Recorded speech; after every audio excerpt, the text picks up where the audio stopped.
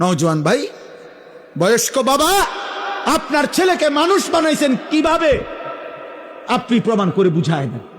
এক ওয়াক্ত নামাজ পড়ে না, পাক নাফাকের ধার ধারে না, এক বেলা পেশাব করে সে পানি নেয় না, টয়লেট পেপার ব্যবহার করে না, রাস্তার প্রতিটা নারীর দিকে তাকায়া থাকে, সারা রাত মোবাইলে উলঙ্গ ছবি দেখে, দুষ্ট চরিত্রহীন বন্ধুদের সাথে আড্ডা দেয়।